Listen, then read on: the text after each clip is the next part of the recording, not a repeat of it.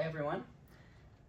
Gifts are an important way to sow social bonds, and the niche of personalized gifts is a $9 billion industry within the US. Typically that includes things like your name engraved on something or a personalized picture on a coffee mug.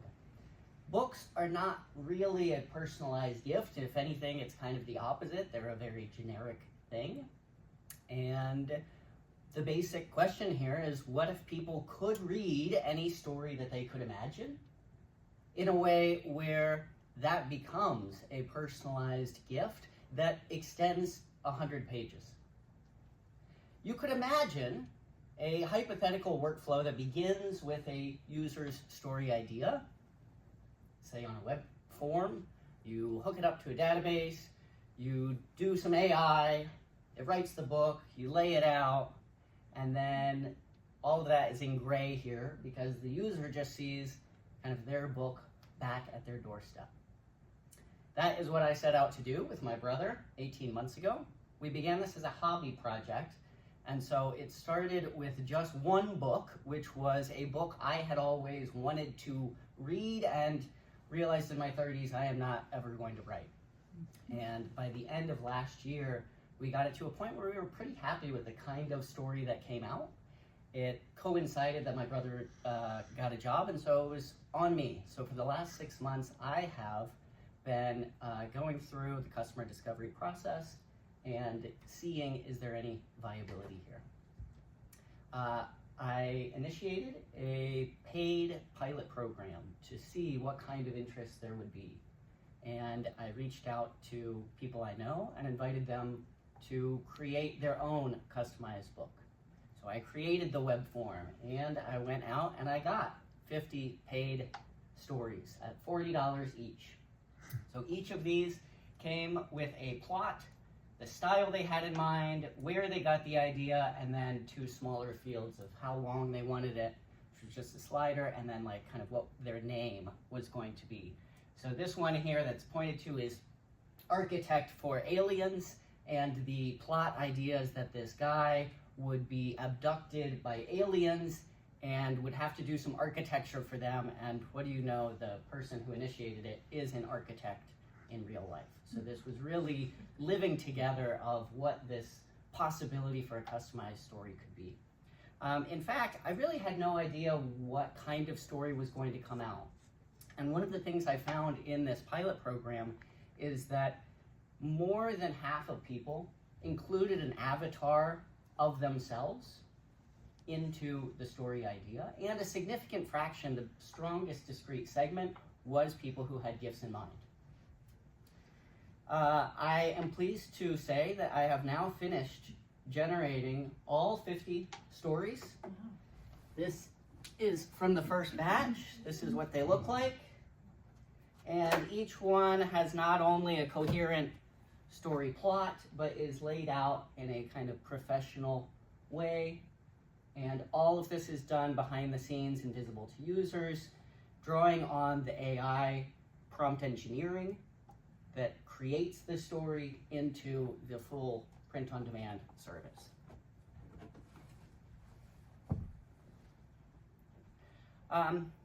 Now for a twist. I'm shutting this down. We can get into it more in the Q&A if you are curious, but I want to kind of isolate 3 reasons that ultimately are things that I learned through the customer discovery process. So these are things that I got out of it that helped me figure out, yes, this is something I'm going to be shutting down. First and strongest is public perception. Let me show you some quotes. Before I signed 50 people up, I asked a lot of people. This person said no, maybe unsurprisingly. I think shit like this is reprehensible. That was not the only strongly negative quote. She continued in that conversation to cry as we were discussing. And afterward I said, I don't know if I should really have a business that makes people cry when they hear about it. But I persevered and said, you know, this is probably like a messaging problem. I added a FAQ about all the things I am not doing, And then during the process, someone who did sign up said, if AI is ultimately a societal ill, does that matter to you, Will? If you realized you were working for the Sacklers, which is the family responsible for millions of opioid deaths in the US. So this is the point where I realized it goes beyond messaging, and it is something where this project is a projection or reflection of people's broader anxieties about AI in the workforce. Doesn't seem like a good sign. And the thing that killed me is after a person who got one of these stories was talking to his wife about it, and he got it for his kids. It's an extremely personalized book that would never exist. And his wife said, Will should be ashamed of himself.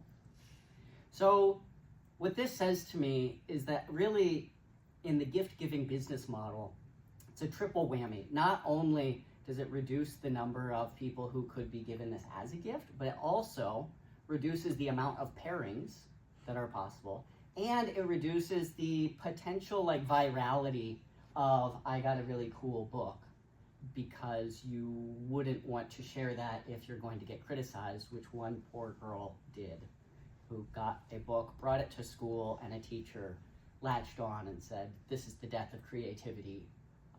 I can't believe you're doing that. So that's one reason, shutting it down.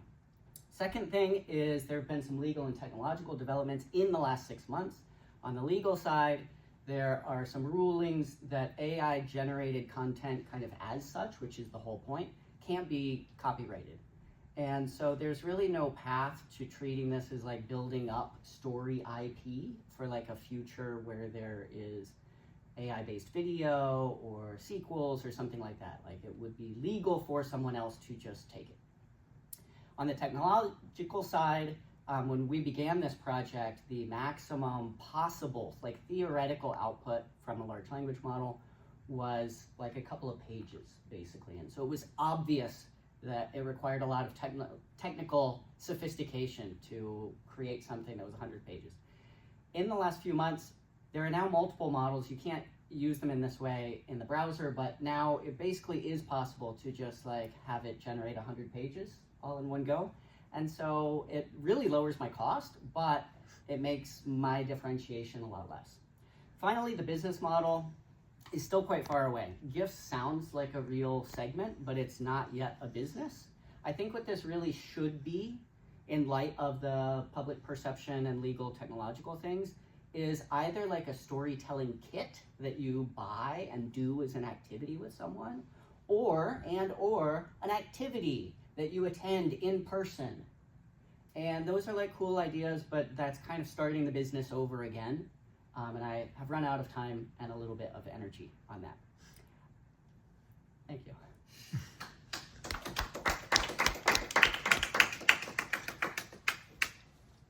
Thoughts, feedback, questions? Well, I think it's a big victory, going through customer discovery and getting to a place where you can move to a different idea or shut down an idea is a huge victory.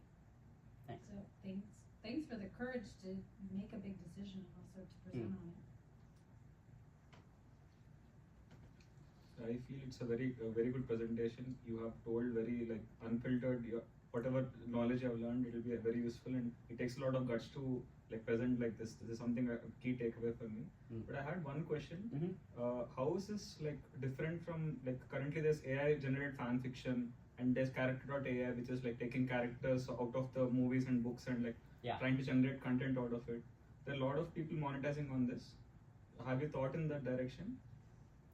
Yeah, one of the concerns that people brought when I initiated the pilot program was huge copyright concerns. Copyright at a kind of strict legal sense, but also a broader sense of AI impinging on creativity.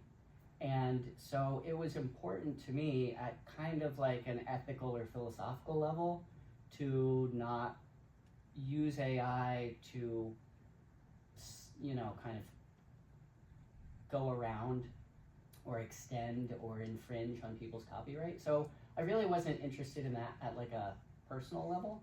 I think a lot of the existing ones go at kind of an interactive basis. Yes. And I wanted something that I could have and it was done. That was the goal, was to have this project in mind, and then it it's just done. So those were kind of my goals out of it. I agree there's some overlap, although I think the character AI stuff has become a lot more sexualized Yes. in a way that it seems like the founders didn't really intend to. And so I think there maybe is a little bit of, you know, the way that you set up the product create certain pathways for people to use it. And I wanted to set things up in a way where it would be a kind of like unique, keepsake, interesting talking point for their lives. Thank you.